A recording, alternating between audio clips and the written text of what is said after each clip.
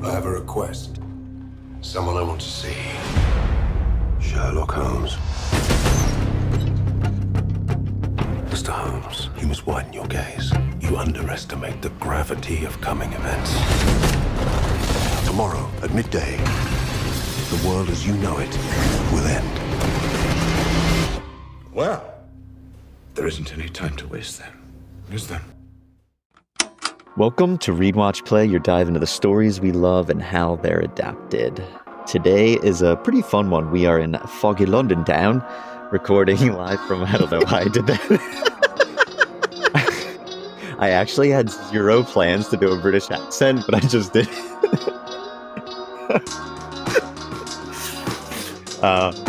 Recording live from 221B Baker Street.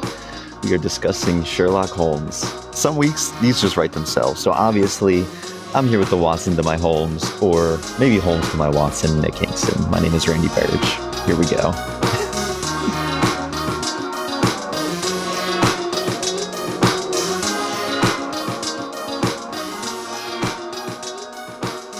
All right, now we got to debate this. You stole a rapid fire question, by the way. Yeah, I mean, who's Holmes, who's Watson? I'm not sure if I'm either. You're Irving Adler.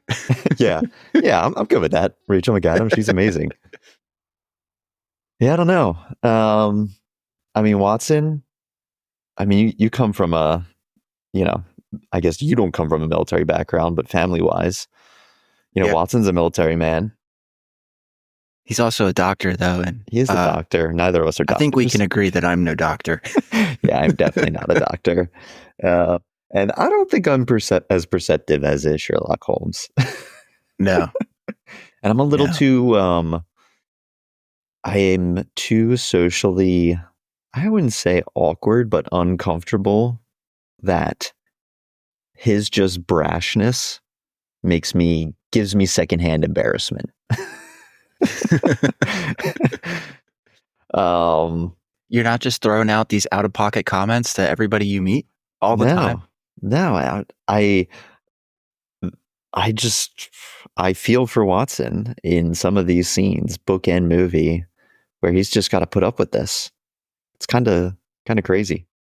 You know what? Now that you say that, I really feel like I relate most to Watson's dog. Just laying around, minding your own business. Getting accidentally drugged. Yeah. Yeah. I do like Watson is a little bit of he kind of has some Jim from The Office energy where you could see Watson just looking at the camera when Sherlock is doing something. Like Sherlock is kind of Michael Scotting it sometimes. And Watson just like stares at you and is just like, you fucking see this shit? He does the... Yeah. But yeah, Sherlock Holmes. I mean, I'm probably one of the biggest mystery detectives in, I don't know, stories like at large. Like, name a bigger one. Yeah. What do you think it is about mystery or like Sherlock that makes people that has stuck with the culture for so long? That's a good question. I think that, and again, I haven't read a ton of Sherlock, but I think the mysteries are pretty accessible. It's like the beginning of true crime, really. And also just Watson and Sherlock as characters, from what I've been Googling and how I feel, is they're some of the best characters. They're like a study in how to write characters and depth, and they have these competing personas that work really well together. I don't know. I think it's just so well done that, of course, it's going to transcend time. And then when you dominate a genre that's, like, especially now, super popular, of course you're going to talk about Sherlock Holmes, who's been, it was what, 137 years? Yeah, so 137 years. That's not a bad run.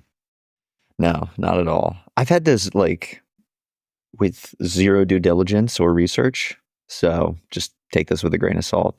This budding theory that like, did Watson and Holmes invent the buddy cop genre? Because Watson's, I mean, Holmes is he's not a cop, but he's a detective. and he has the reluctant sidekick, and they grate on each other, but they solve the mysteries together. I'm going to say no. And here's why. Oh, well, I think well, okay, cool. All right. And that's our show, ladies and gentlemen. Thank you for joining us today. No, I think what they were was the precursor to the buddy cop. They were that stepping stone that was needed to get there. And the reason I say that is when I think of a buddy cop film, the first thing that pops into my head was the stakes. And it's always like the villain is going to kill one of the cops or kill somebody else. And in these, I feel like the stakes aren't quite as high, at least in the first two, because that's what I read. And because the stakes aren't as high, they're just like solving a crime. It's kind of like the precursor to the buddy cop film. Yeah, could be. That's the only thing that sticks out, because I agree with everything else you said, but that seems to be the defining moment or the defining characteristic in my head. Yeah. And I don't get that in Sherlock. And if that's the defining characteristic in my head, I can't call it that. Yeah. Yeah. That's a good observation for sure. It does happen in the later, as spoiler alert, Sherlock dies in a lot of stories. But he dies in a lot of stories. Mm-hmm. Yeah. Like more than one. More than one. Yeah. Seems like a continuity issue to me. Yeah, maybe. I mean, Lord Blackwood came back from the grave in this. Oh, Lord Blackwood. But what do you like the mystery whodunit genre? How does that kind of fit in terms of like popular culture of things you consume? I do like it. I like it more as a movie than a book. As a book, it's more of a palate cleanser for me because we've talked about it a gazillion times already. I really like sci-fi and fantasy and get, between reading a couple books that I want to read every year and everything that we read for this, I don't really have a ton of time to branch out into things. My girlfriend recommends mystery. She reads them all the time. Yeah. And she recommends a couple. One of them ended up on my best of, The Silent Patient. That's like a mystery whodunit type thing. Yeah. And that was really good. But so like I said, I like it as a movie. I love seeing them as movies. I like them as books, but really they're palate cleansers. And I probably only read 2 a year, maybe 3 a year. Yeah. Yeah, they're fun. But you're a huge fan though, right? This is like I would say mystery is my favorite genre, like mystery thriller. Okay. I'm too much of a scaredy cat to slip into horror, but thriller is where I can go. But yeah, I love mystery. We're going to have to work on that. Yeah. You're going to have to toughen up because I have a ton of horror that I want to put on this podcast. Yeah. Yeah, we'll get there. I just need I need space between the consumption of them. But I do love them. I think they were my first love with reading. Okay. Which is why I have a soft spot for them. When you say your first love, sorry to cut you off, but when you say your first love, is there one in particular that stands out to you? I mean, I think that is what I loved about the Harry Potter books growing up was there was a lot of mystery within that and a lot of each one, she was kind of, hiding a big reveal that was going to happen towards the end of the book. And that kind of addiction of getting to the next page, I vividly remember. Or even, I know they're like laughed about now, but I remember when like the Da Vinci Code first came out, like those books are like crack, especially when you're like 16. Girl with the Dragon Tattoo. I loved those books. I just downloaded that. Oh, it's great. Yeah. One of my favorite books ever. I haven't read it in years, so I don't know if it holds up, but I really loved it when I first read it. But I don't know. I think it's like, I think humans, weirdly, they just enjoy getting the answer. And I think that's why some of these are a whodunit hits, because often the answer is in front of you the whole time. And it's like this collective fun experience where you're like, damn, that's like who it was the whole time. It's like the classic Scooby-Doo. And we just like love that. And I don't think it like completely works on like, a extremely deep level all the time, because it is just like you said, it can be a palate cleanser, or people are like, yeah, I'm going to pick up this mystery book and read it at the beach. But they're so much fun, like such a great time. Like, so I don't know. Humans, as we, for some reason, we just love that final scene where it all comes together, and it's just so satisfying. It is a great beach read, and it is satisfying. When I think of satisfying ends to whodunit, one of the ones that jumps out to me is Knives Out. Oh, Knives Out might be, in terms of like movie whodunits, maybe the best in the past 10 years. Not maybe, is. Yeah, so good. That first, like Knives Out, the first one, was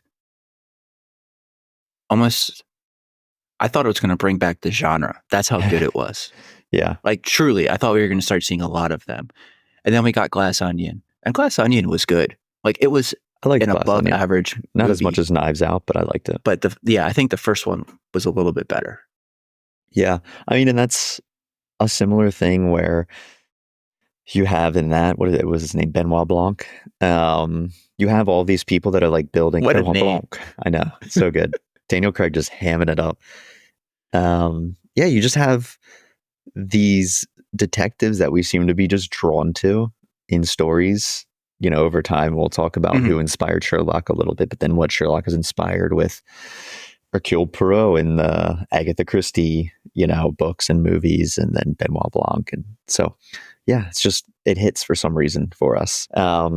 What hopefully hits this podcast for you, what we do here. Nice. Nailed it. Cover adaptations, favorite books, movies, games, comics, whatever you name it. We've got 10 episodes in the backlog at this point. I guess this will be the 12th. We have 11. Yeah, this will be the 12th. And our format is, we chat about the source material first, a little bit of the inspiration, the text, chat about the background, and then we transition to the adaptation. We put, in the show notes, we have timestamps for the different sections. So if you want to see that, check it out. Nick, where can people follow the show and see what we're up to? Yeah. First and foremost, Spotify, Apple, or wherever you get your podcasts. Thank you for listening on whatever device you're listening on now, but feel free to tune in to any of those others. We also are on Instagram at Read Watch Play Podcast. Follow us there. That's where you can interact with us the most. We check that every day. So any comments, any DMs, we're always wanting to answer. And that's where you can also find information on upcoming episodes and a few clips of us, because we are recording some video for these. So if you want to see Randy's pretty face, that's where to go. And we also have a Gmail account, readwatchplaypod@gmail.com. And it took me 10 episodes to learn what it was, but you can reach us there if you want to comment something in a little bit longer of a format. Don't forget to like and subscribe on whatever platform you're using. It helps other people find the show, and it means a lot to us. So, yeah, absolutely. Nick, have you ever sent an email to a podcast? No, I didn't. Honestly, I think we're the only one that even announces it. I've never heard another podcast say that they have an email. Really? Yeah. I've probably sent 50 emails to podcasts. You would. I am that guy. That is the most Randy thing I've ever heard. I know. Well, there's a one of the kind of, I would say, an inspiration for this podcast. There's one I love called, it used to be called Binge Mode, and then it was called Ringerverse. And now they have their own feed called House of R. But they somehow got the Gmail hobbits and dragons at gmail.com that they use. And I'm like, wow, they just struck gold getting that Gmail. I would email that too. Yeah. So then they like do like funny like names for whatever they're watching at the time, at gmail.com. So it's good stuff. But yeah, I don't know. I don't think your average person is probably just sitting around emailing podcasts. No, probably not. No, I'm just thinking like, no. Yeah, Gmail's probably better. Or no, Instagram's probably the best. Go there. Nick, we spoiling anything today? Absolutely. We are spoiling A Study in Scarlet, which is the first Sherlock Holmes short story that came out in 1887. And we are also spoiling the 2009 adaptation starring Oscar winner Robert Downey Jr., Jude Law, and Rachel McAdams. Nice. Yeah. I I'm sure I'll probably reference other stories, but I'm not going to spoil them because we've each kind of looked at some different things in the Sherlock area. So, I mean, and if you spoil a mystery story, then like, what's even the point? What's the point? Anymore? But yeah, But A Study in Scarlet's the only one we've both I think read. Study in Scarlet we'll probably go most in depth into that one. Yeah. So a little background. The character of Sherlock Holmes first appeared in print in 1887, and that is The Study in Scarlet. That was the first story. And he went on to appear in, surprisingly, actually, he did 4 novels. The second one, The Sign of Four, came out right after The Study in Scarlet. And that's kind of the one that just boosted this into a franchise because people were craving it to come back. The second book came out right after A Study in Scarlet? There were no short stories in between. He wrote Study in Scarlet. It was published in a magazine. There was some time, and then he published. Oh, it was the second thing to come out. Yeah, it was the second thing to come out. Okay. Yeah. Gotcha. Sorry. No, you're good. And 56 short stories. So honestly, not even that much, though. If you get the 2-volume edition, it's kind of a lot of text on Sherlock. It's pretty hefty. Mine is actually, it's paperback, so it's split into 2. It's pretty big. Let me show you something real quick. Yeah. Okay. So these pages are gold, right? Yeah. It's like this gold plating on the outside of the pages. Is that one of those Barnes & Noble, or did you get it off Amazon? I got it off Amazon, Okay. but maybe it was at Barnes & Noble. Yeah, because they do those special prints. Yeah. Dude, we went to a picnic, in the park for our anniversary, and Gracie knocked over the dog, not Gracie, who you just met in the last episode, actually. Knocked over the wine, and it went right up against this book, and whatever this gold plating is, saved it. It didn't get through any of it. I could wipe it. I wiped wine right off these pages. It was wild. Yeah. I couldn't believe it. Yeah. It honestly saved me because this was not super cheap. I went for the nice one because I was going to keep it and display it. Sherlock on the shelves. Yeah. Yeah. I was pretty bummed when that happened, but no harm, no foul. Yeah. That's a mystery in itself. Except for we know who did it. Yeah.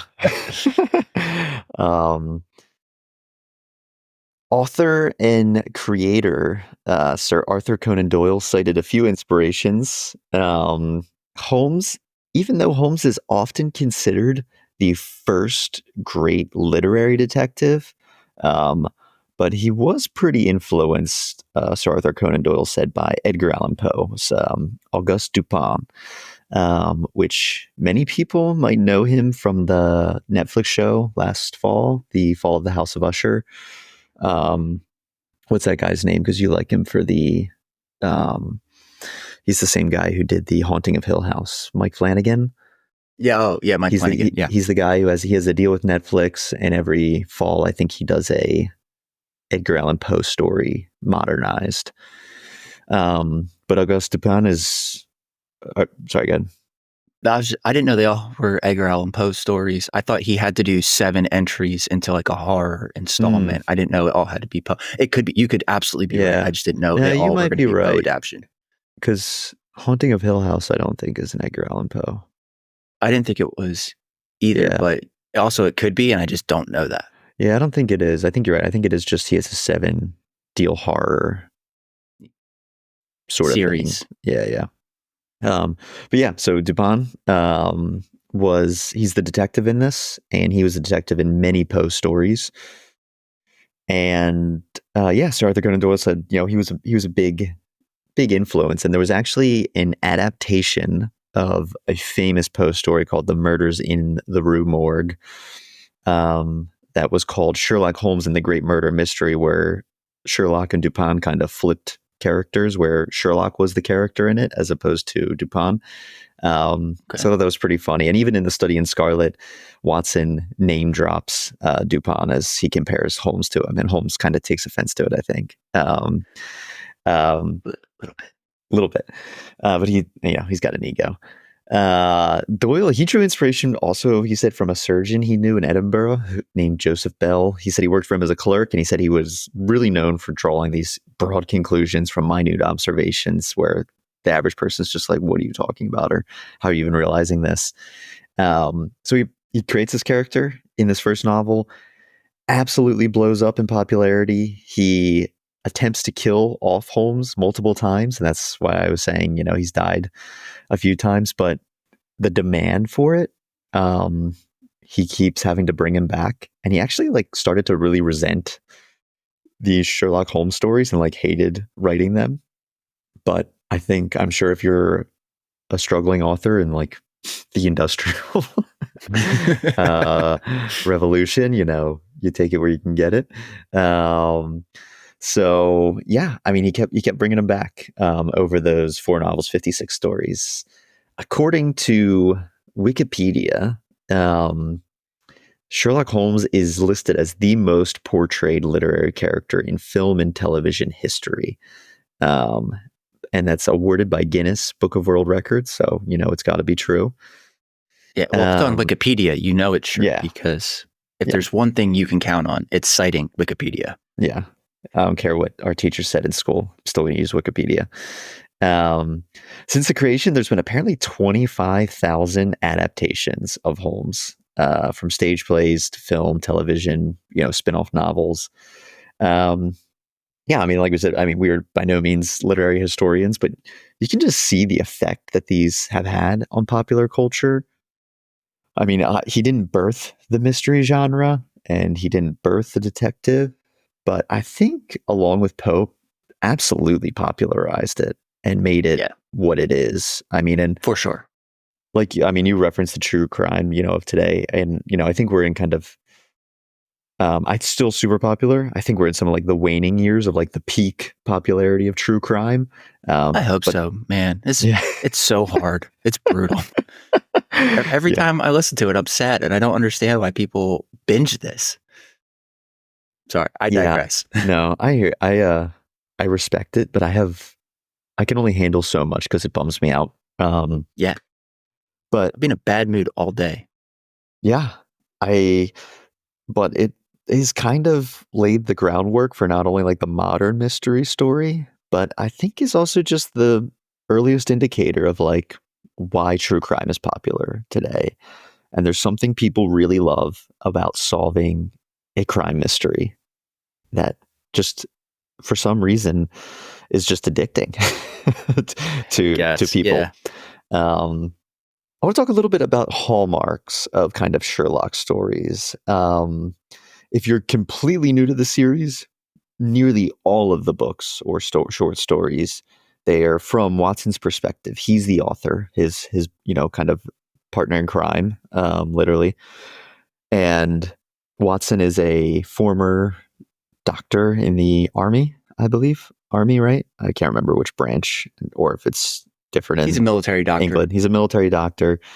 He comes back to London, and he's short on dough, so he takes up a roommate in Sherlock Holmes. And it basically chronicles their adventures together solving crimes. Nick, what would you say are some of the recurring elements or just the hallmarks of a Sherlock Holmes story? Yeah, and I've only read a couple, so I don't particularly feel qualified to say this, but I'm going to channel my inner average white guy energy and pretend I'm the world's leading expert. So the things you absolutely, I'm going to mansplain the shit out of this to you, Randy. Yeah, please. What you need to have a good Sherlock Holmes is, first and foremost, and I think it should go without saying, it needs to be a good mystery. I think one of the reasons they've been so successful is, like you said, even though the answer's kind of in front of you sometimes, the way they get there is super interesting. Mm-hmm. So it's just a good mystery story. It needs to be told from Watson's perspective. I think that was one of the best choices Doyle made. Sir Arthur Conan Doyle. I should probably say his whole name. He's knighted. Yeah, so he's not going to know.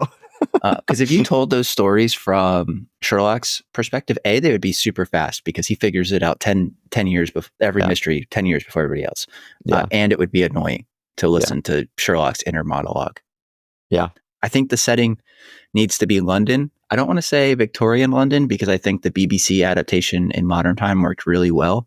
So I'm just going to say London. You can't take Sherlock Holmes and say he's from Cincinnati and solve crimes in Ohio. It's just not going to work. Doesn't have the same allure.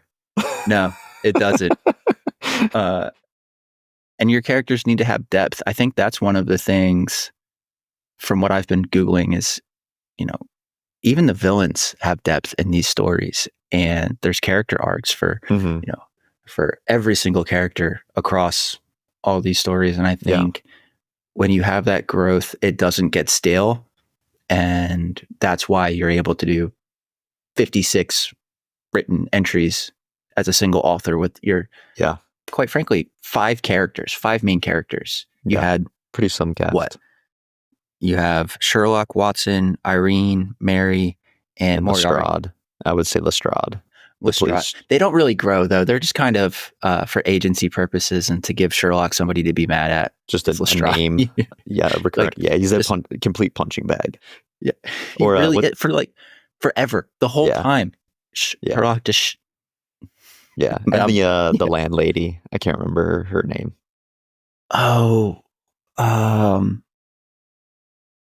But those are some funny things in the movie. I mean, I think those are pretty spot on in terms of the hallmarks of a Sherlock story.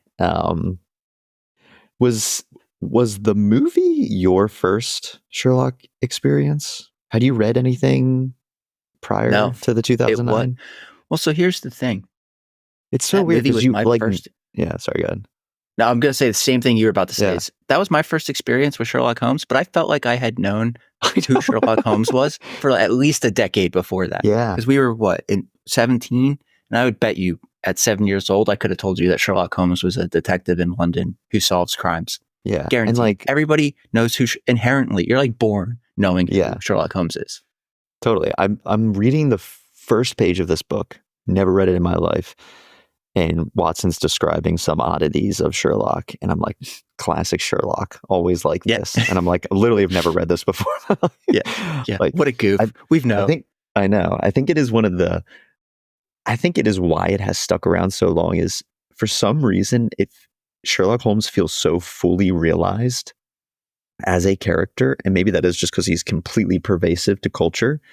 To even sayings like, people like, I remember when people would say no shit Sherlock, growing up, yes. It's just, he has completely invaded all aspects of culture that seemingly everything about who he is and what type of person he is and what these stories are about, even if you've never read them. Do you remember when The Big Bang Theory was super popular? And everybody was watching it and they were like, oh my God, I'm such a nerd because this humor is so funny to me. And I'm like, no, they're geniuses. It's just basic, you're not like them. Yeah. But I feel like Sherlock does the same thing where everybody reads and watches Sherlock and they're like, oh my God, these characters, they're so me. I'm definitely one of them. I could do this. And it's like, no, you couldn't. It's like that same phenomenon of the characters are so relatable, even though they are so much better than everybody else at what they do. Yeah. Literally. I think that happens with Sherlock. Yeah. 100%. So the stories we read, Studying Scarlet, I say we focus a little bit on that. What'd you think getting into it? I loved first Sherlock story. Loved it. I gave it a 4 out of 5 on Goodreads, and I gave it a 3 out of 5 for the actual story and how it was written, and 1 for this fake nostalgia factor that it gave me to what you just said. And it's if you're going to do that, I'm going to have to give you a 4 out of 5. Yeah. What I really liked about us doing this is I genuinely feel like reading that 90-page short story gave me such a better insight into Sherlock as a character and more appreciation for, not only the movie we're talking about today, but the movies that came after and the BBC adaptation. Just as a character, I really loved getting to know the origins of it. The book specifically, I really liked it being from Watson's perspective. I know we just talked about that, but that was probably the best singular choice that I think Sir Arthur Conan Doyle made. And I don't know if this is a hot take or not, But I really liked when they cut to the villain origin story about halfway through, and you're transported to Utah and this like whole side quest with the Mormons and the revenge tale. I thought it really added a lot of depth to the mystery and how we got there. And I thought it was pretty interesting, like even as a standalone story. So it just worked for me. Yeah. But I could see why other people would not like it. I mean, I was confused in the beginning. It didn't take long to figure out what was going on. But like the first couple pages went before he meets up with the Mormons, I was like, what are we, looked, I was like, am I still reading the same book? Yeah. But then they said a couple names and you're like, oh, that's who was just murdered in London. Oh, okay. This is what we're doing here. And then I was like, this is dope. Yeah. Yeah. I listened to it on audiobook and I was questioning if I clicked a wrong chapter. Because I'm like, how is this still a study in Scarlet? Yeah. Which I'll say, I'm not a big audiobook person just because my listening comprehension is awful. But the Stephen Fry audiobooks are incredible. I mean, he has like the classic sort of British accent and he goes for it with all the characters. Just great stuff. Okay. Which is good because I mean I own the books, but I don't know, the font was so tiny on these books, and I was just like, I'm just gonna old. I know. You're such a boomer. I was like, I'm just gonna listen to this while I walk to the coffee shop every day. You're aging us on this podcast. I really am. No wonder our 0 to 17 demographic is floundering. But why is our demographic 65 plus? Yeah. Yep, doing it. But I mean, it was great. I think I have a massive respect at a macro level for what these stories did in terms of, I literally feel like they wrote the playbook for like a whodunit, a mystery novel. And I also think I just enjoy it because I'm definitely one of those Americans who just like has this fascination with Europe. And that's probably because I watched like the Premier League growing up. But there's some alluring appeal to London that I feel. And maybe that's just, I don't know. Can we hear that British accent again? Can you say that? No, not doing that. Come on. Give the people what they want. Yeah. Randy. No, that's for when we have a Patreon. People have to pay to hear that accent. But no, I liked it. I mean, I thought it was really great to see the origin of the Watson Holmes dynamic in A Study in Scarlet. And there's something about the way Doyle writes where like this is in the Victorian era, but it feels so timeless in terms of just like his approach to storytelling, where it doesn't feel like it's all, real posh or anything like that, or even the just the writing style. It doesn't feel like super outdated. Like he had a real good way of crafting these stories, which I enjoyed a lot.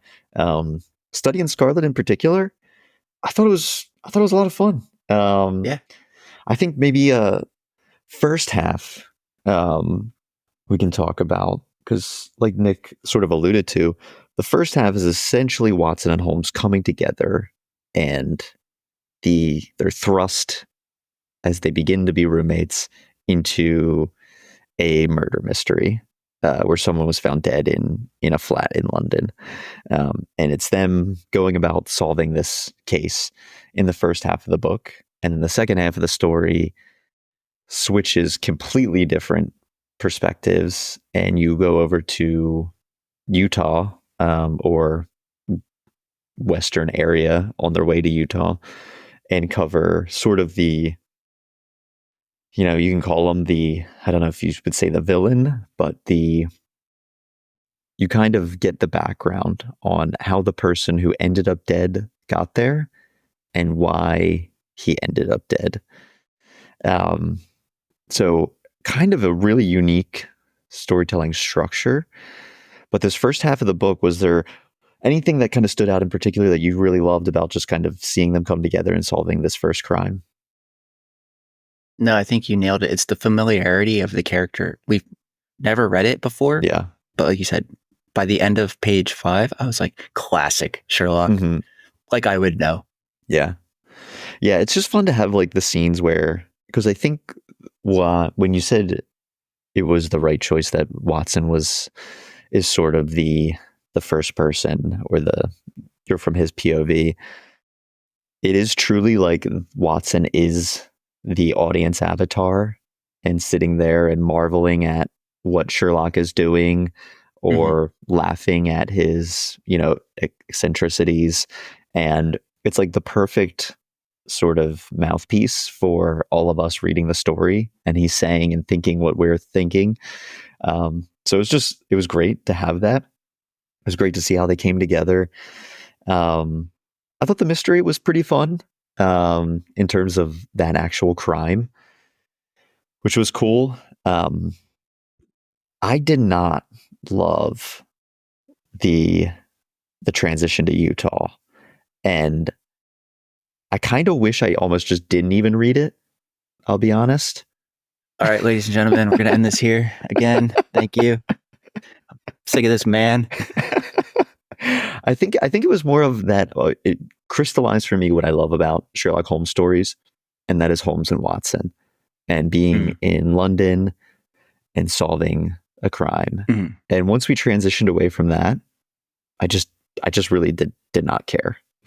You didn't enjoy that story at all? I thought it was like a well-told story. It was fine. And maybe it was the audiobook, because he was doing like these like hokey American voices, and like the girl's voice was just like so annoying, that he was like trying to do for her. So I was just like, oh my God, just end me. And I also just didn't care, like, honestly, how or why the guy died. Okay. I just like, I was just, I know it's fine. They solved it, and it was someone seeking revenge, and that was good enough for me. Disagree.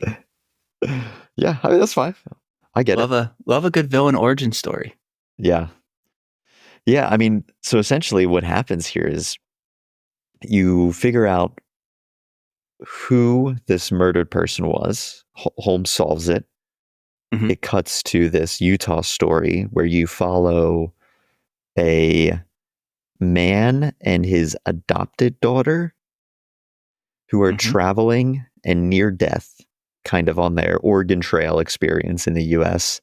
And they're picked up by the Mormons. Book is not charitable at all to its perspective of Mormons. Like, I don't know anything about Mormons, honestly, but wow. Understatement of the podcast is that Sir Arthur Conan Doyle. Wow, I can't believe I just did that.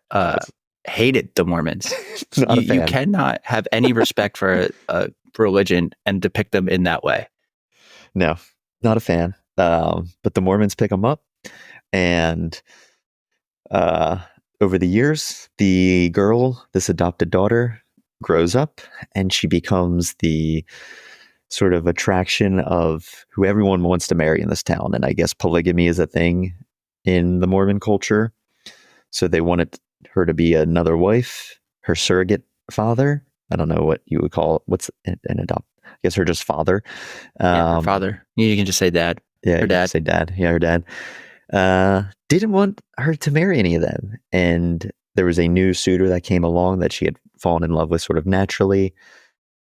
And the two men who want to marry her from the Mormon culture end up killing her father, taking her back, and then the girl dies.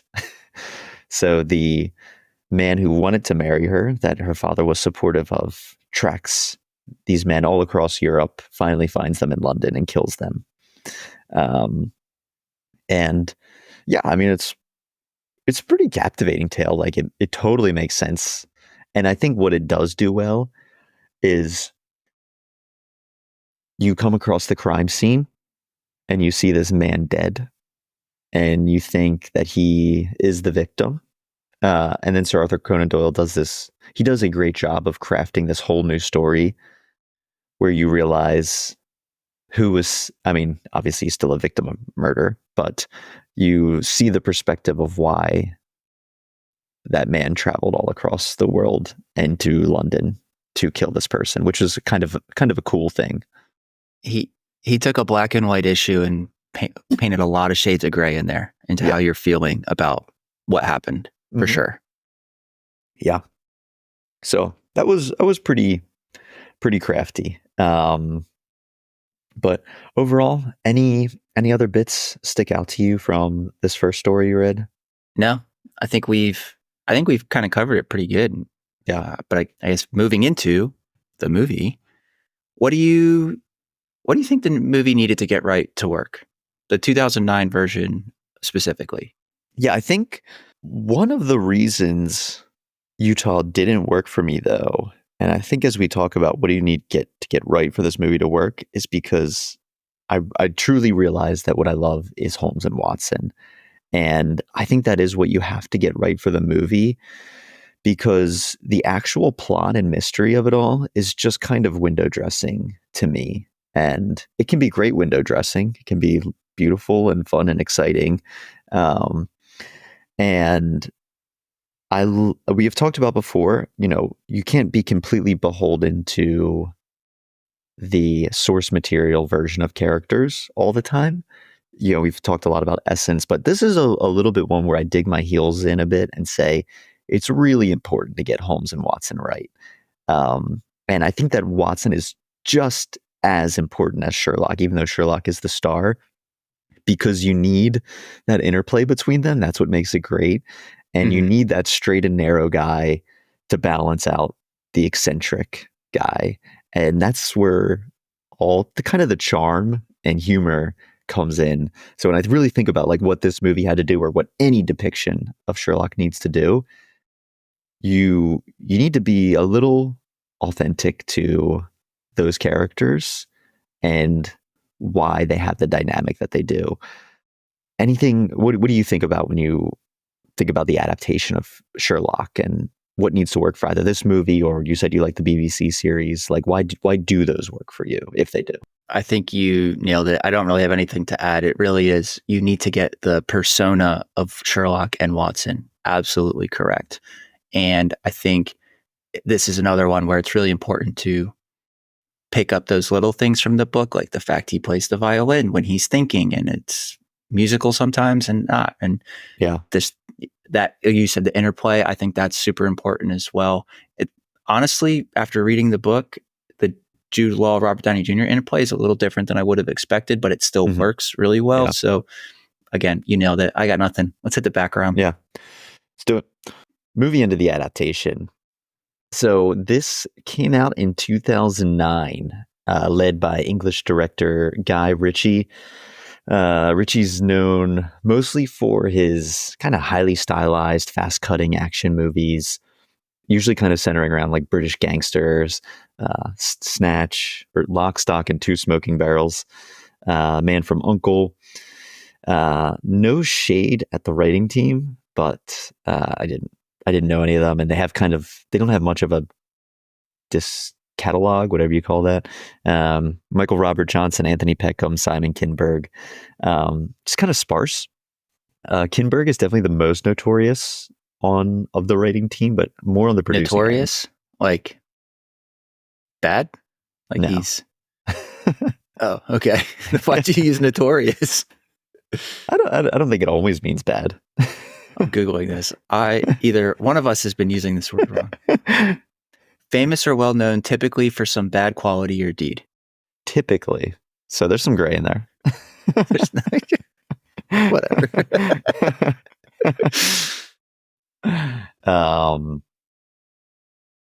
But the project was spearheaded by producer Lionel Wigram, who wanted to make a modern version of Sherlock to audiences. And he'd been working on this for about 10 years, this idea.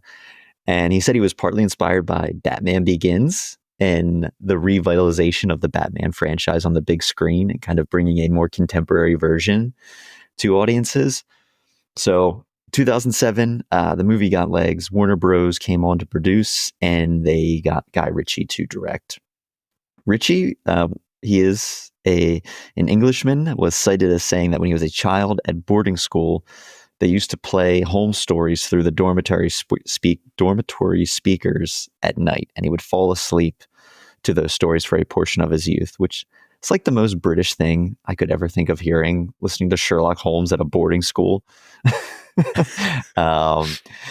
And this was, I mean, I'll be honest, a shock to me when we get into the movie was how actually authentic this movie was to Sherlock, because I just assumed that it kind of wasn't when I saw it originally. Interesting. But okay. Guy Ritchie was super passionate about making this faithful. And he also wanted to lean into the underutilized action sequences of the Sherlock stories and make the film a bit more contemporary. That makes a lot of sense. We'll talk about, the casting in detail, but the movie obviously stars Robert Downey Jr., Jude Law, Rachel McAdams, Mark Strong, Kelly Riley. The only kind of neat bit of trivia is the set of their home, the famous 221B Baker Street. That's a famous British set in London, Really? used for Grimmauld Place in the Harry Potter movies. In the King's Speech, it's the speaking instructor's apartment, but if you were to search that movie, it is in so many films. It's a famous London set. Okay. Cool. Release. The movie came out at the same time as Avatar, which is tough given what that did. That so hurts. this joins kind of that Oppenheimer crew of movies that had extremely high box offices but never reached number one. So I think this is the sixth highest grossing film to never reach number one in history worldwide. And which is great because this did 524 million worldwide, which was the eighth highest film in 2009. Which is just crazy that was eighth then. Like box office used to be bananas compared to what it is now. Yeah. Critically did pretty well. I mean, we were, how old were we then? Like 17, 18 16 maybe? turning 17. And then in 2010, we would have been 18. Or no, yeah, we were 17 turning 18. Turning 18. Yeah. So my critical weather bell was not extremely great then, and it's not that great now either. But marginally improved. Yeah, marginally improved. It seems like this was generally pretty liked. I mean, even still on IMDb, 7.6, 3.4 on Letterboxd. Your guy, Roger Ebert, gave it a 3 out of 4 stars. Let's be generous here and say I know who he is and disagree with most of his takes. Yeah, I only said it because I felt like on the past two pods you've made disparaging remarks to the estate of Roger Ebert. I feel like, but I just feel like he sometimes is a prick for being a prick's sake about movies, and he can't just sit back and be like, oh, this was fun. It's not designed to win an Oscar. It's not designed to have the best special effects of all time. And he's so mean. Yeah. I feel like that's critics. But him in particular, he's so mean. Yeah. Yeah, he was so mean. But wait, I have a story about him. Can I tell you something real quick? We can cut this if you want. I went to a taping of the Tony Danza show in this had to be 2006, 2007. I went to New York, and Roger Ebert was the guest, and I had no idea who he was then. And that's funny. The gift that Tony Danza gave everybody was a copy of Roger Ebert's book. Yeah. And I remember flipping through it on the train back and just thinking, this man, who hurt him as a child? who did this to him? Yeah. It was even the reviews that were positive were I don't get it. I don't get it. Yeah. It was supposed to be his 100 favorite books or movies of all time, and they still weren't glowing reviews. Yeah. He's kind of like the food critic in Ratatouille. Definitely that guy. But nailed it.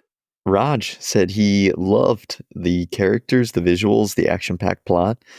This was nominated for 2 Oscars, Best Art Direction and Best Original Score, but it did not take home any silverware.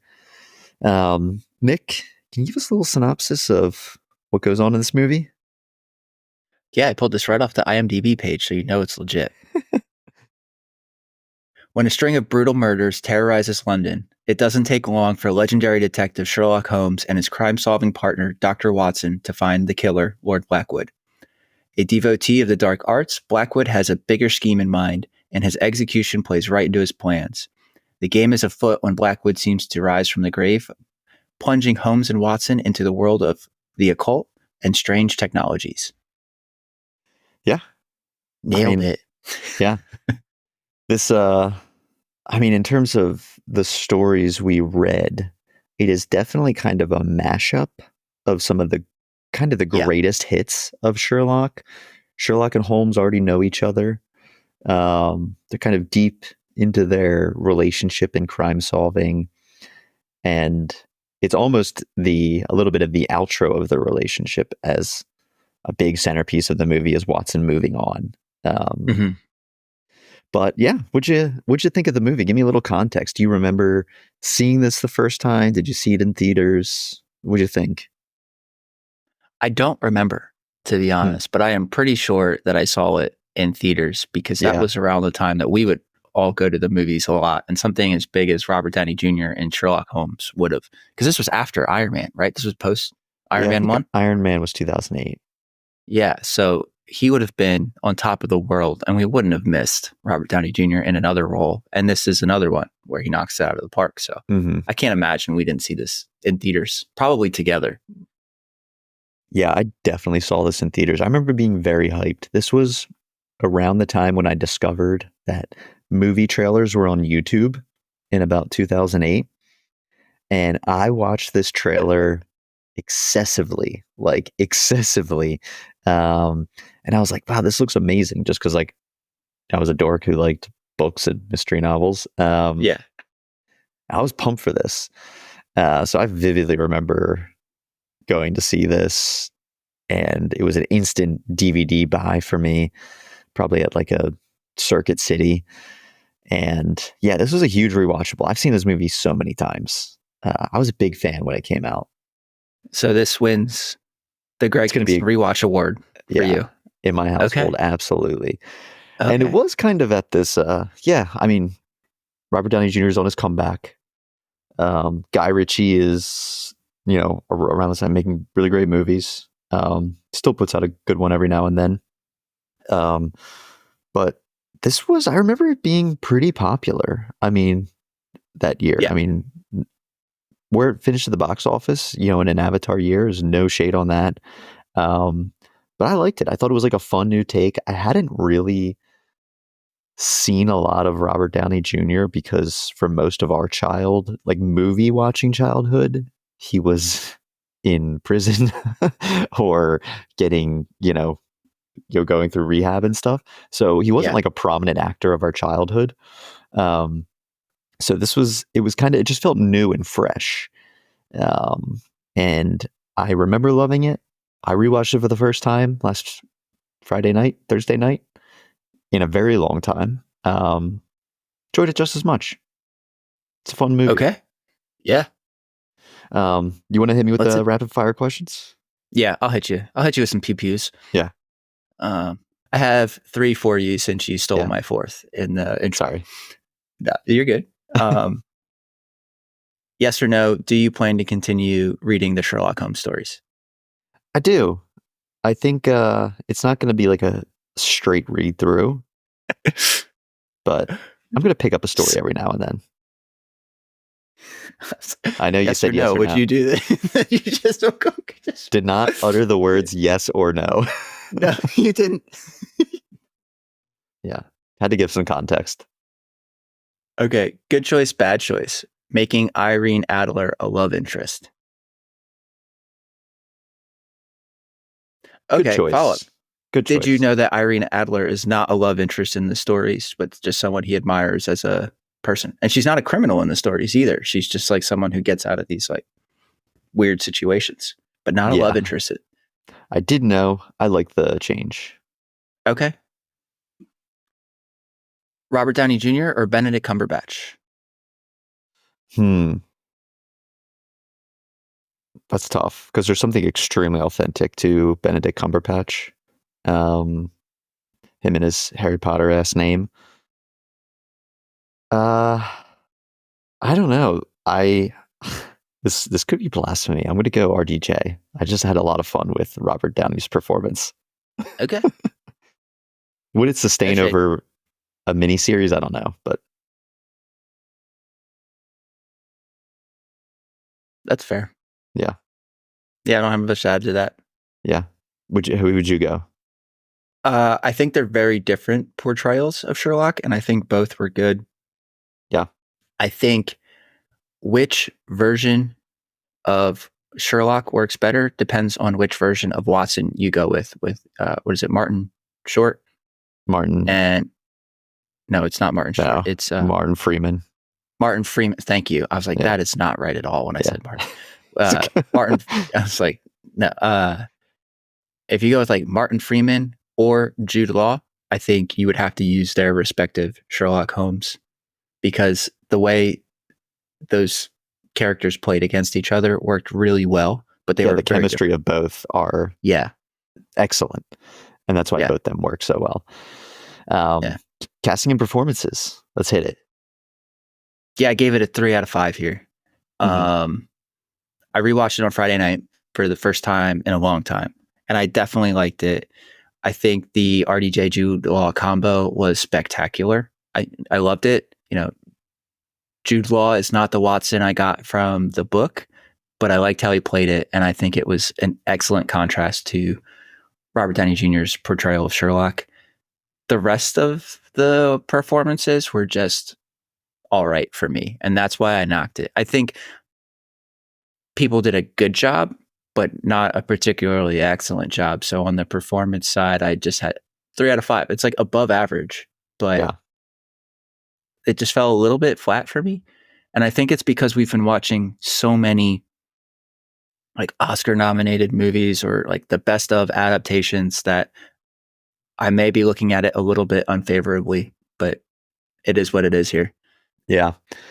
Yeah, I do think Robert Downey Jr. and the way his role was performed, it hit so many more aspects of the book character than I ever expected. I assumed, I mentioned this in my just kind of general thoughts, I assumed Guy Ritchie took so many liberties with this. I was like, there's no way Sherlock Holmes boxes. There's no way he's just like playing up violin terribly. Like he's taking drugs. I was like, I felt like this is just Guy Ritchie just leaning a little bit into what he likes to do in movies. Yeah. Guy Ritchie being Guy Ritchie. Yeah. Turns out completely accurate. Sherlock is super eccentric. He's depressive and reclusive at times. He loves his cocaine. He is great and bad at music. Is extremely arrogant. Loves to go prize fight. And like all of that was completely accurate. And I thought it was fun seeing the range of Robert Downey Jr. to be able to like do all those things in this movie. It was just like a lot of fun, especially because he wasn't then quite yet who Robert Downey is now to me.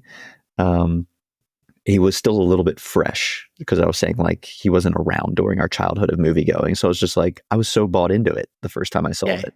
He was on that hockey stick growth, and this was just another entry in propelling him to superstardom. Totally. So I loved his performance. I really loved Jude Law too. I think he played the straight and narrow guy well. I'm a Jude and Law stan. Their chemistry was just so great. Yes. So much so. I never realized this as a kid, but we're sitting there watching it. My fiance had never seen this movie.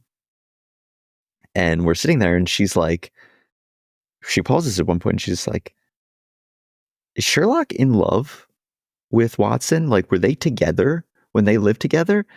And I didn't realize this in 2009, but there's a lot of bromance energy going on between them that I don't think exists at all in the books, but I don't know. We'll find out. They have like more of that like married couple bickering that goes on with someone that you're like extremely close with in this movie. And I just never even noticed it. Get that out of my face. It's not in your face, it's in my hand. Get what's in your hand out of my face. They've been flirting like this for hours.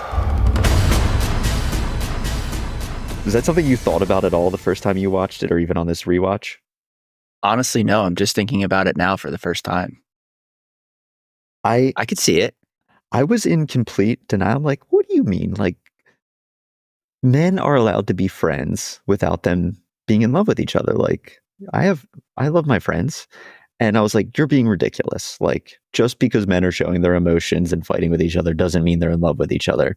And then I go on Letterboxd, and all of these top comments are like, from Sherlock's perspectives, like, no, Watson, don't leave me for a girl. You're so sexy. Ha ha ha. These are all the Letterboxd. And I was like, okay, apparently this is not just her. But it was really funny watching it with like her fresh perspective, which something I just never even thought about, that like, yeah, maybe they are former lovers. Who knows? Who's to say? Maybe. Yeah. Could be. And that would be super interesting, because Sir Arthur Conan Doyle would have written all of these at a time when like it was definitely something that would, if that's what he was trying to do, he couldn't come out and say it. Totally. That would have. Yeah, 1800s in England, probably not. Yeah, you know what I'm saying? Yeah. Yeah, 2024 in England or the United States, like, yeah, still going to get hate from people. So, yeah. I've never thought about it, but it makes a lot of sense when you say it. Yeah. I'll have to rewatch the movie and look for that specifically. Yeah. I mean, and a lot of, I mean, this is just people on Letterboxd, but so many people were like, who either gay or lesbian or whatever, they were like, oh, this was so noticeable to me. Like, I absolutely thought Sherlock and Watson were together. And okay, I don't know, when you're just seeing like just two people on screen, you're not really thinking about undertones of a movie, which even in 2009 is probably not something that's going to be depicted. Like, we still struggle to represent gay couples in a just normal way on screen. Right. So like in 2009, definitely not happening either. Well, okay. And to go completely off track here with that, Michaela and I just started rewatching Modern Family. Yeah. And that came out in 2010. Yeah. And they really lean into Cam and I am blanking on Pritchett's son's name. I can't remember his name. Yeah. Them being boyfriends. And we were talking about it. And I didn't even think about the fact that this came out 5 years before gay marriage was legal in the United States. So of course they had to say that. And I was like, oh my God, like that is wild to me. Yeah. Yeah. But yeah, give it a rewatch. Let me know. I never realized it till she pointed it out. But yeah, I didn't give my score. I gave this a 4, just because they hit the chemistry of Watson and Holmes so well for me. Yeah. You want to give best casting? Yeah. So, drum roll, please. And the nominees are Robert Downey Jr. as Sherlock Holmes, Jude Law as Watson, Rachel McAdams as Irene Adler, Jude Law as Watson, Mark Strong as Lord Henry Blackwood, Jude Law as Watson. And if you get this wrong, Randy, I swear to God, I'm actually ending the episode. I'm kind of surprised, because I thought you were saying in your score that you didn't like Watson in the movie. No, I loved Watson in the movie. Oh. Well, I was just reading your notes and I said Jude Law was not the Watson I got from the book, and I thought that's why you were docking it. No. That's just an observation. I am absolutely a Jude Law stan. That man can do no wrong in my eyes. It wasn't the Jude Law, it was not the Watson I got when I was reading, but it also wasn't unfaithful to Watson. Yeah. I thought it was just a little bit more hard edged, I guess, than I had originally anticipated. But I also only read totally first couple short stories. Yeah. It's entirely possible that is exactly what Watson's like at the end. Yeah, and that's why he went in that direction. So I can't knock it because I don't know. And I loved the dynamic there. Yeah. Yeah, totally respect that. I'm going to go RDJ for mine. God, I'll let you have your Randy. Watson. But I thought he was great in this movie. I don't know how I could have made that more clear who you were supposed to pick, who the award was supposed to go to. Yeah. Robert Downey Jr. just got his Oscar. Let him fly high on that. Give this to Jude Law, because I know for a fact that Jude Law listens every week. Yeah, he does. And it's been waiting to get his Yeah. Read Watch Play award. Yeah, he's the one writing into our Gmail, actually. Plot execution and faithfulness to the source material. I gave this a 3.5 here. I thought all of those points pretty much for the source, like the faithfulness. The plot was just fine. Like, it's not like memorable to me, like what the actual mystery is. And like I've said before, that's also because to me in a Sherlock story, it's just kind of window dressing. But I thought the actual like story and crime they were solving, like I can't even remember like the details too much of, and I've seen this movie so many times, and maybe that's a fault of mine. But I thought the actual story that was in it was just fine. I thought what made it so compelling was just the performances. And I did love how actually authentic this was to Sherlock, even though the story was a little bit more supernatural in some ways than not in actuality. It was all a ruse, but in terms of how Sherlock stories typically are. So I gave it a 3.5. I still really loved it. I love this movie. But the actual plot end of it wasn't anything, it was not Citizen Kane. Okay. Fair. I gave it a 4. So I was slightly higher on it than just cut myself. I was slightly higher on it than you. I was subtracting a point because it just didn't feel like a 5. I feel like when you get those 5 out of 5 performances, you just know, and this didn't give me that feeling. I thought some really cool Guy Ritchie elements were Sherlock playing out the fight in his head and you seeing it and him talking through it. Yeah. And then it happening so fast in real time was excellent, because I thought that was a really interesting way to show how Sherlock's brain works, and how quickly he puts things together and how quickly he thinks through everything. Head cocked to the left, partial deafness in ear. First point of attack. 2, throat, paralyzed vocal cords, stop screaming. 3, got to be heavy drinker, floating rib to liver. 4, finally, dragging left leg, fist to patella. Summary prognosis, conscious in 90 seconds, martial efficacy, quarter of an hour at best, full faculty recovery, unlikely.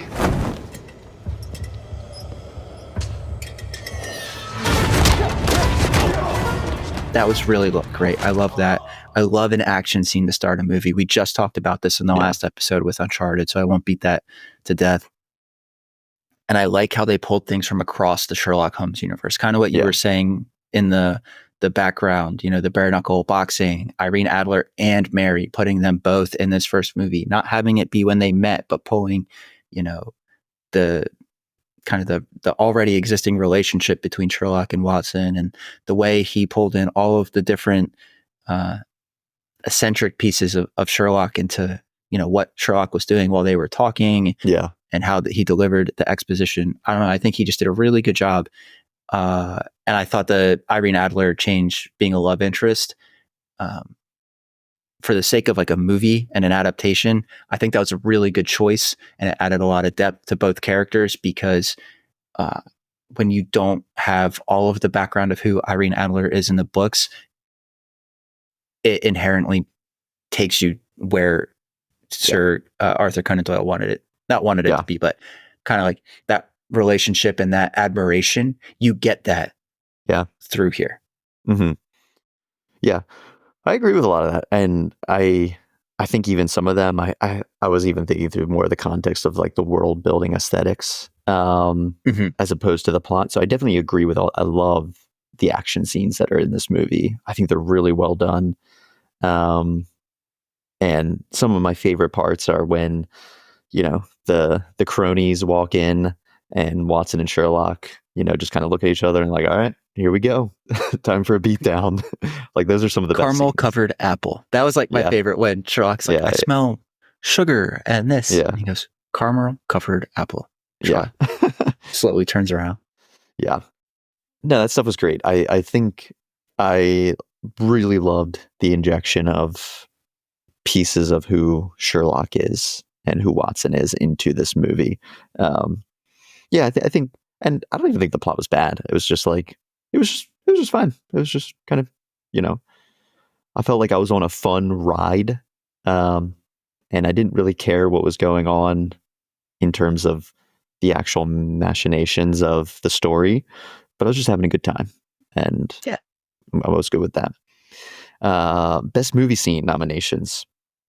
I'll list a few, and then I'll be curious if you have any other honorable mentions you want to throw in there. You mentioned this, the opening scene with the first time slowdown, the introduction to the villain, his arrest. Yeah, I mean, when I was 17, I thought that was the coolest thing ever, like him calculating everything he was going to do. Yeah, when I was 32, I thought that was the coolest thing ever. Yeah, and spoiler alert, still think it's cool. His first meeting with Irene Adler in the apartment, and then when he's following her in disguise, picking up the disguise as he goes along. Another classic Sherlock hallmark is his disguises. Watson and Holmes investigation leading to the brawl in that sort of building you were talking about, and then into the dockyard. When they go to the butcher warehouse, and there's the massive explosion, you think maybe Watson dies, and not Lestrade, the other cop, tells Holmes that kind of the police force is after him now. Those were my big scenes. Any other mentions you have? No, they're your nominations. Yeah. I mean, sorry, go ahead. No, I think you nailed the big ones. I think all of them are really great scenes, but I have to go with the opening scene in particular. And the reason I'm going to do that is kind of what we already talked about, is that was such a great introduction to Sherlock Holmes as a character, and the way he thinks. It was a little bit exciting because of the action. It was him solving a mystery. It showed the him and Watson dynamic right away. It was just so great at so many things that I think it stands above the others just a little bit, because they were all great scenes. Yeah. But it just has that edge, and I think that's what I have to give it to. Nice. Yeah, it's a great scene. It was a fun opening. You kind of instantly, it was almost exactly like the book, where you kind of understand everything you need to know about the Watson and Holmes dynamic right from the start. Yeah. World building and aesthetics. What were you thinking here? 4 out of 5. Yeah, same. And I have 3 reasons for that. One, visually, it was exactly what I expect Victorian London to look like. I don't know why, but in my head, just that time period, everything was just grayer. Like even like the light, just it needs to be gray. And Guy Ritchie does that in his films a lot. And I think I don't know why, but I think it's what real life was probably like. Cinematically, I loved the movie. So like aesthetically, I thought it was brilliant. I thought he really nailed a fun depiction of Victorian era London, and he was true to it throughout the movie. There weren't pieces where I felt like something didn't fit. Yeah. And then the world building was really good for me. And when I think about what world building means to me in the context of the Sherlock Holmes movie, it was developing Sherlock, developing Holmes, and making you want to know more about their world. And I think Guy Ritchie did a really good job here with that. And I think that's evidenced by the fact that there's 2 more Sherlock Holmes movies. And so I think from a world building perspective, he nailed it. So 4 out of 5. Yeah, I'd agree. I mean, there was a lot related to this within the casting, but he hit so many of the key elements. Like I said, it was almost playing the greatest hits of the Sherlock character or characters.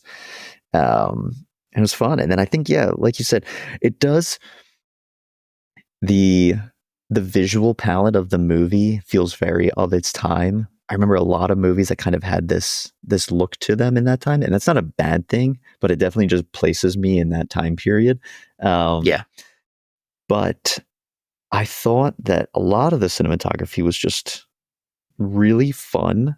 And I think this is where I kind of feel a lot of my ratings come for the action sequences. I just love the way they were done. And I think a worse movie would have just had those action scenes with no context. But I think the closing of the loop on this being a Sherlock story is having that slowdown and that calculation. It just adds a level of depth to it and stylized sense of filmmaking that I think really works for this, and I enjoyed a lot. So yeah, this was an easy 4 out of 5 for me. And yeah, world building was fun, like you said. I think it looked good. I think costumes were fun. Watson and Holmes, they look like I kind of expect them to look. We get a lot of cool looking Victorian hats. Yeah. London looked exactly as like depressing as I would think it did in probably the late 1800s. Very classist and stuff like that. Soundtrack. What were you thinking here?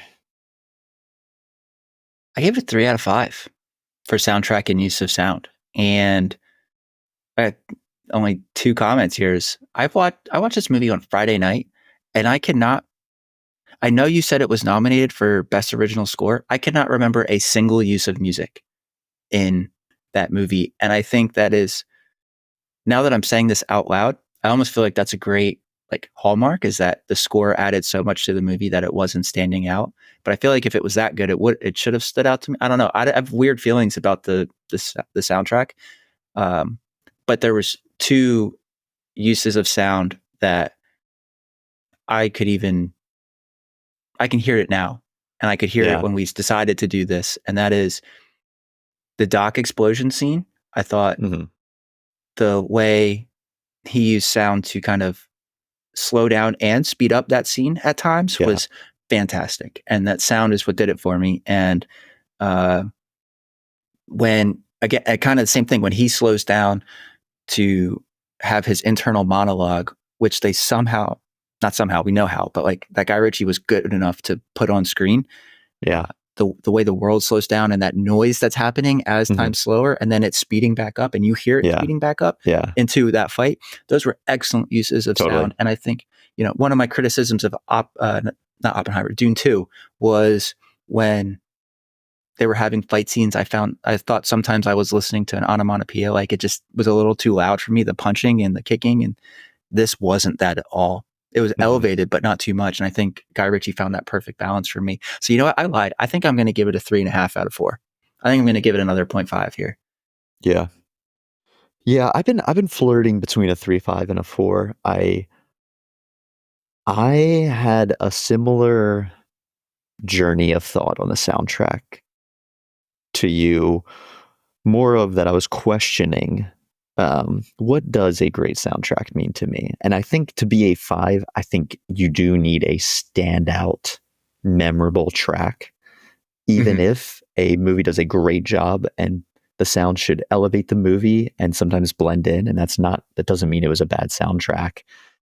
But I think why this soundtrack works for me is if you were to play it, I would know instantly, based on the sounds and the instruments that Hans Zimmer uses, that this is from Sherlock. I don't even know what those instruments are, but the almost these Victorian jangles that are being played, I instantly know that this is from the Sherlock movie, and I love that about it. It's so good. So I really appreciate that about the movie, and it's I obviously would never have thought of this myself. I'm not Hans Zimmer, but the way he captured the feeling of a Sherlock movie in sound form was really cool to me. And I think it's kind of underappreciated a little bit as a soundtrack. And then I think in the terms of the use of sound, you kind of pointed out a scene you really liked, and one that sticks with me is when Sherlock finds his little zap tool that he's using on the big wrestler guy. Yeah. There's something about the sound of him winding that up and then shocking people with it that I found so appealing in the movie. And then also when he's waiting for the big wrestler guy to touch his knife to the metal, and just the sound of him clinking the shock thing onto that to zap him through, just it killed me. There was a lot of real good, I agree with everything you said on the sound too, with the action sequences. So I think I'm going to go with this as a 4. I think Hans Zimmer quietly hit a home run on this one. There's no track that I'm going to remember the name of looking back. But it just felt so perfect to what this soundtrack should be. So I have a lot of appreciation. Yeah, maybe I got that one wrong. I don't know. I'm going to think about that, and I might come back. And, because the more we're talking about it, and when you said the jingles, I did remember them. And but I don't know that it should take any prompting, and I don't know if that was just the way I watched it, or I don't know. No, I know what you mean. I sometimes get in the loop of like, I need, the, like we said last, I think episode, like the Indiana Jones. Like I sometimes need that big Hallmark theme. Yes. But I'm also like, do I, or is that my own bias? I don't know. But no, but you say Indiana I know Jones, where you're coming from. You think dun dun dun dun dun dun dun dun dun dun dun, like immediately anybody can sing that comes it, to mind. Anybody, and if I was doing that down the street, it would get stuck in other people's heads. So I hope it's stuck in yours. Yeah, I don't know. But hit me with your legacy standalone appeal. I gave this a 4 out of 5 too. I do question. Is this a remembered movie? And I don't know if that's I'm not saying that as like a criticism, because it's hard for anything in culture right now to have staying power and really stick with people. But I kind of think it did. I mean, it spawned a sequel, which did really well. They're coming out with a third movie in the next year or two with all the same cast. So I think in terms of legacy, I think it not only honored the legacy of Sherlock, but I think it spawned a whole new wave of Sherlock with the BBC series. I know there was also like the Watson show, which I never saw. And then as a standalone, I mean, I think even if you've never read Sherlock, this is a romp. It's a great time. So 4 out of 5 for me. I gave it the same score. I think it works brilliantly as a standalone film. I think the legacy is fantastic. For me, when I think about Sherlock Holmes, I can't not think about this movie. This movie jumps into my brain immediately. Yeah. As part of the Sherlock universe. Yeah. And the same thing happened with the BBC show. I think about both of them every time. When I bought Sherlock, I thought about those. When I read Sherlock, I thought about those. And to your point, do you think about it as like the best movie of 2009? No, because Avatar came out and it's always going to be overshadowed a little bit by that. But I do think in the legacy of Sherlock Holmes, this entry has cemented itself. Just period. Yeah, totally. Yeah, I agree. No doubt. What were you thinking about with kind of who won the movie or stole the show for you? See, that's a hard one. Jude Law was my first because Jude Law is a god in human form. And you can't convince me otherwise. And the other one I had was Robert Downey Jr. because of what we talked about earlier. After he hit Iron Man, I felt like his ascent into superstardom was so hockey stick, growth-esque. Like and this was, I think, a big